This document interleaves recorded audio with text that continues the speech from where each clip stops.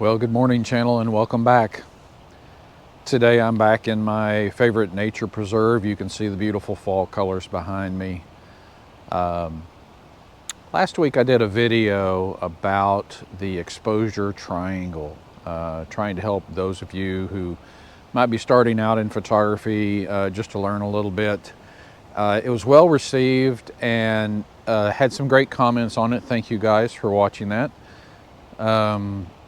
In addition to people who are curious about the exposure triangle, I got a lot of comments too of, hey, thanks for the tips. I want to get into this more, or I'm coming back into photography, and do you have a recommendation of a camera? Well, and I can recommend some cameras, but what I thought I'd do today is kind of give you a rundown of the camera I use and why I use it. I have the Canon R5, and I have had this camera now going on almost 2 years, so this is a 2-year later review. 20 months I've had this camera, but I'll explain to you the capabilities of this amazing piece of equipment and why I chose it for the type of photography that I do, which is mainly landscapes and some wildlife, and why some of the things on this camera really serve that purpose well. So anyway, thank you guys for joining me this morning. I am not sponsored by Canon. I am not sponsored by DeWalt. I'm not sponsored by anybody, which is okay. But just to clarify, all this equipment and gear that I have here today, I have purchased myself. So let's get started and talk about this amazing camera. I am so excited. I love this camera. I can't wait to show you guys the capability of this particular camera. Okay, as I said, I have the Canon R5 mirrorless digital camera. I've got it paired up this morning with my RF 100 to 500 telephoto lens, which I love. Allows me to zoom in on far off landscapes and bring you a picture like this.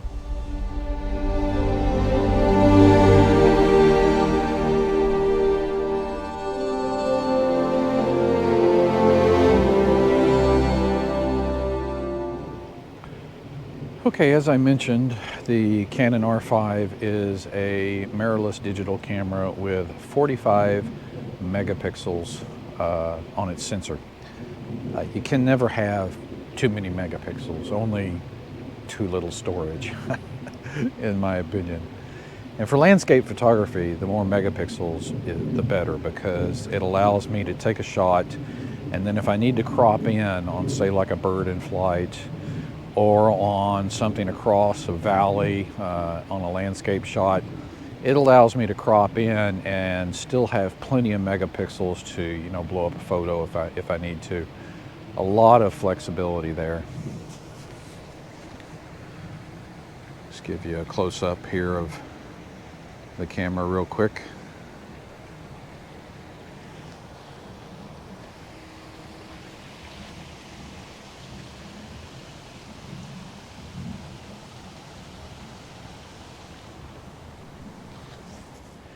And the camera has an ISO range of 100 on the low end, up to 51,200 on the high end, and you can even, I think through software, expand that even further.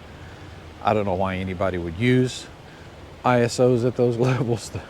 The grain and grittiness of the photo would be so much that I don't think you could compensate in post-processing software, but an amazing range, to be honest with you. And what I've noticed with this camera is even at ISOs like, 1,000, 1,200, 3,600, you get relatively low grain in the photos. It really does. This sensor does a great job of capturing light, especially in low light situations. It just keeps down the grain and is really good for that. This camera will shoot 12 frames per second in mechanical shutter and 20 frames per second in electronic shutter. And of course, electronic shutter means the physical shutter opens up and stays open, and it's just capturing multiple shots on the sensor with the shutter up. Let's see if I can let you hear what this sounds like. I have to get close to the camera here.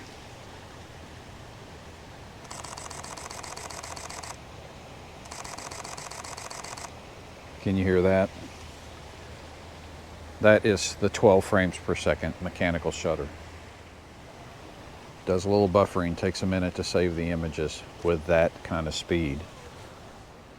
And the R5 has focus points on the viewfinder that cover almost 100%. It says 100% of the screen. So you can focus anywhere that you can see. That's an amazing coverage for a camera that typically, you know, other cameras might have 36 or 50 focusing spots. This has 1,052 focusing spots on the back screen here. Just simply amazing. And since we're on the subject of focus, this camera has an amazing ability. One of the chief reasons I purchased this camera, it's called eye detect focus. This has the ability to, when you turn it on, focus in on the eye of an animal or a person, a dog, a bird in flight, and stick focus on that eye while the bird's in flight. It's almost impossible otherwise to keep the bird in frame, keep the focus set on the bird. I struggled so much with that, but this camera with the eye detect focus locks on and lets me get shots like this.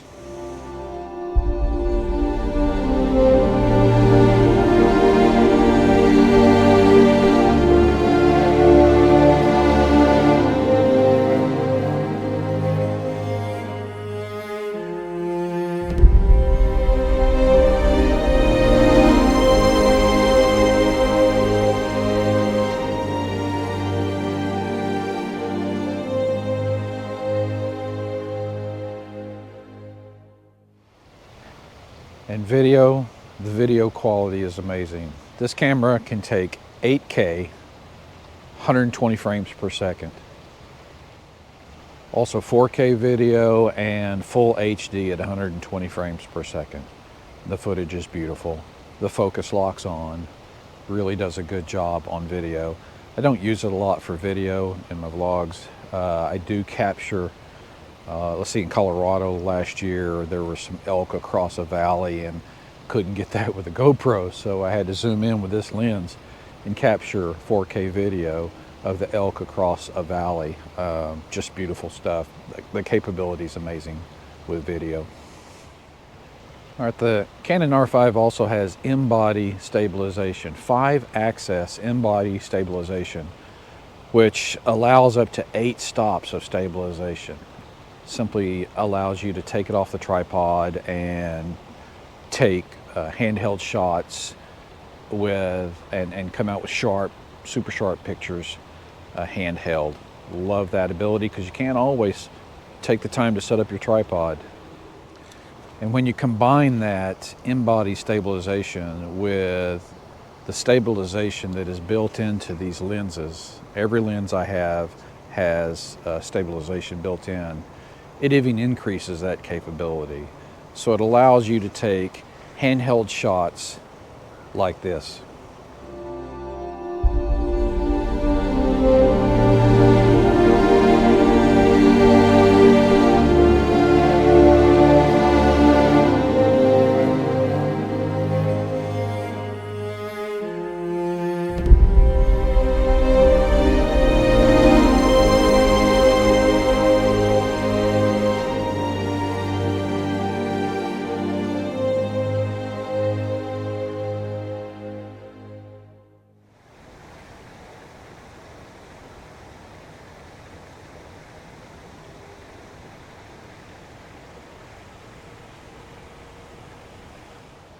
The Canon R5 has Bluetooth capabilities, both 5 gigahertz and 2.4 gigahertz.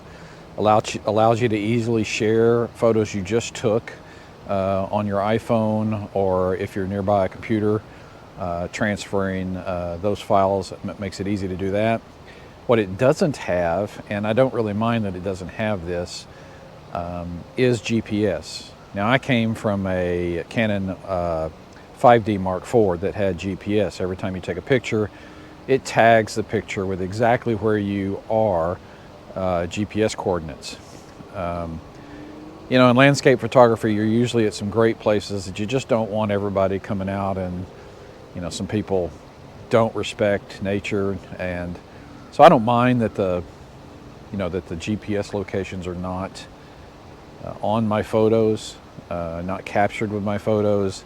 If it's a place that I really want to share with folks, I usually give a general description of where it is, so you can go out and look for yourself, find it yourself. But that's one thing it does not have, is GPS on it. The camera also has dual memory cards, which is great. I mean, how many times do you have a memory card fail? And I usually have mine set to capture images to both cards, so when I take a photo, it captures it on both cards. Sort of a backup, sort of redundancy thing. See if I can get this open here. Yeah, there's the two card slots in there. It takes CF Express, which is super fast and captures my video when I take video, and then normal SD is the other card slot. I would not have a camera that doesn't have two card slots. Yeah, you don't want to, especially if you're thinking about taking photos for a client. Like I've seen a few people this morning out here taking photos in the fall colors with a professional photographer and just wanting fall photos. Well, can you imagine you do this whole shot, you get home and the card failed or something? So or you travel to a place like the Faroe Islands and you take photos and you get back and realize to the hotel room and realize the card failed. I mean, you're not going back out to that location. So dual card slots for me, for the type of photography that I do, is an absolute must.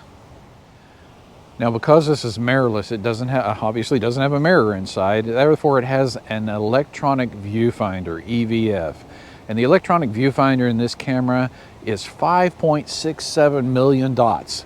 That is an incredible high-definition electronic viewfinder. Let me see if I can show you what it looks like with this camera. Very hard to tell, sorry. But you know what I will notice, and what you can see there, is this particular electronic viewfinder tends to sort of bleach out colors a little bit and exposes a little bit, I think, brighter than what the actual photo is going to come out as.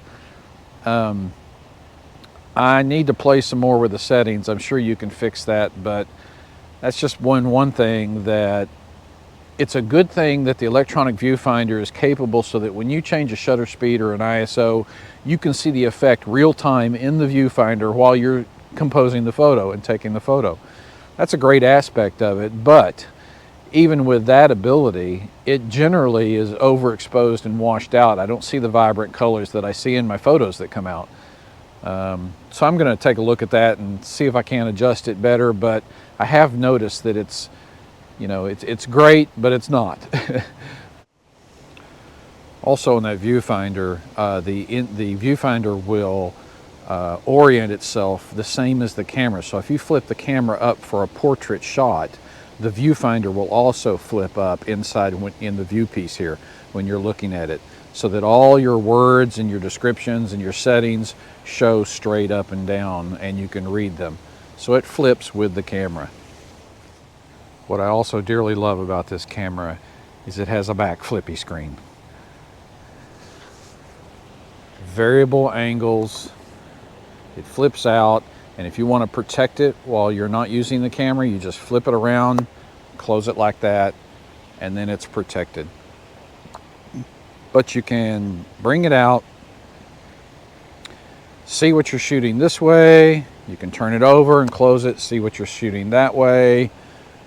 Sometimes if you're taking a photo above your head, you can flip it down so that you can see the screen. Hold the camera above your head and still see the screen.